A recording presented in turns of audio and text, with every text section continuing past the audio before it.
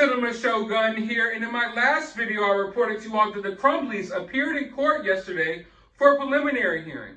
But I wasn't planning on delving into this preliminary hearing too deeply because honestly I didn't think we would get any new information from it.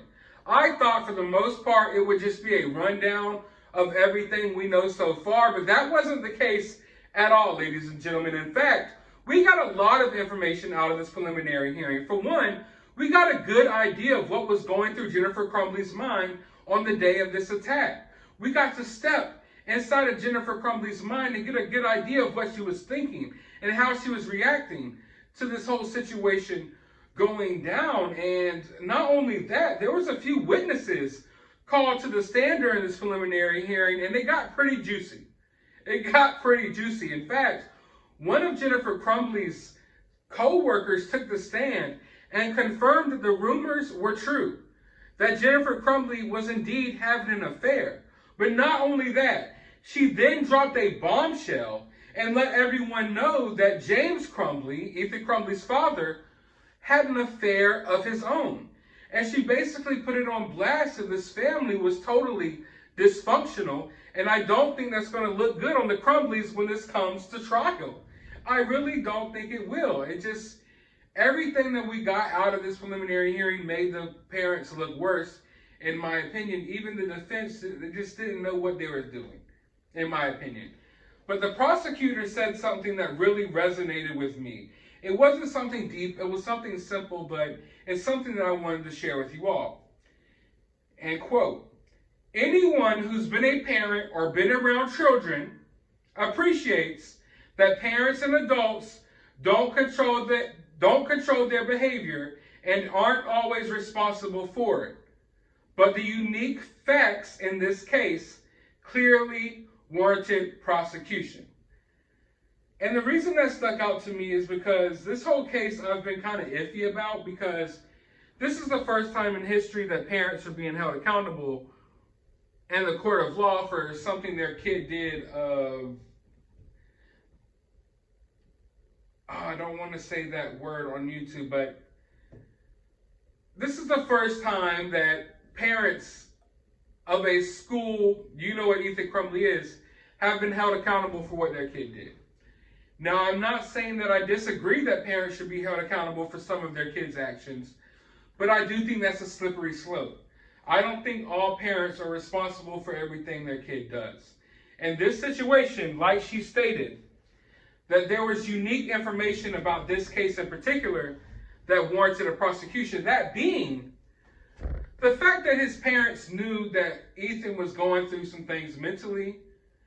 They were called in by the school repeatedly. The school knew.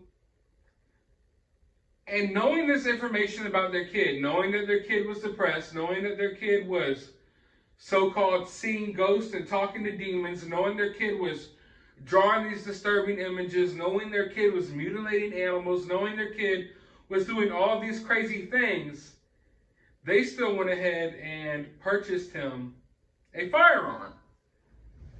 So in this case, I do believe they should be held accountable because they knew everything that was going on with Ethan. And all they had to do was not buy him this object that could inflict harm upon other people, but instead they did anyway.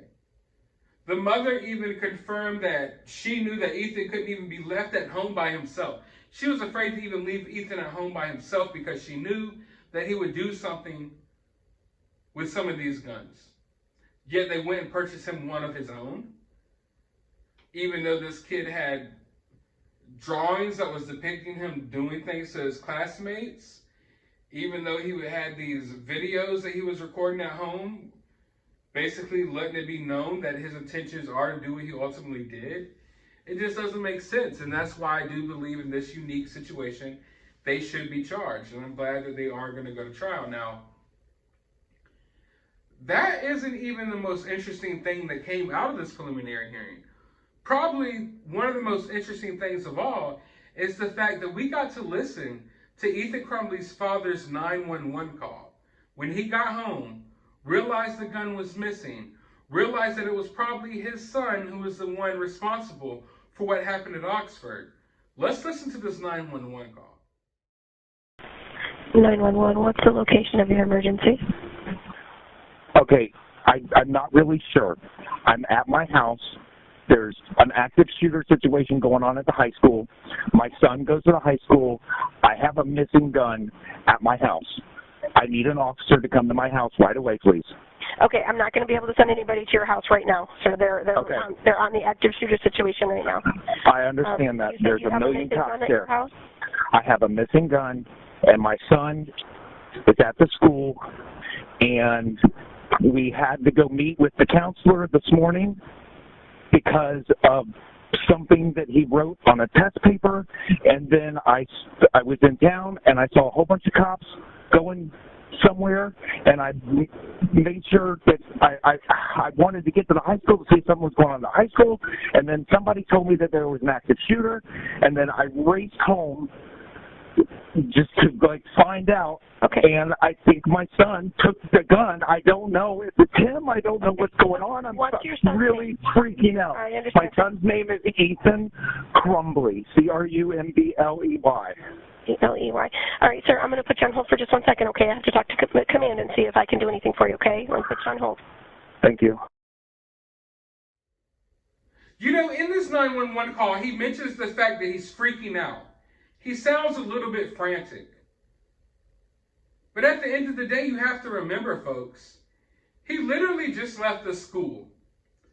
He just had a meeting with the counselor who told them that their son needed counseling, told them all of the issues that they knew of that their son was going through, even showed the family, showed this man pictures that his son just drew that would clearly show that this kid is going through some things mentally and does not need to be at school. Then this father goes home, realizes that this gun is missing, and now he wants to be frantic. Is he frantic because he thinks something's going on with his child? Or is he frantic because he knows, oh wait, I could be dealing with some of the repercussions from this? Is he frantic because he knows that his life will be directly affected by it? Because I don't think he's frantic because he thinks something may have happened to Ethan.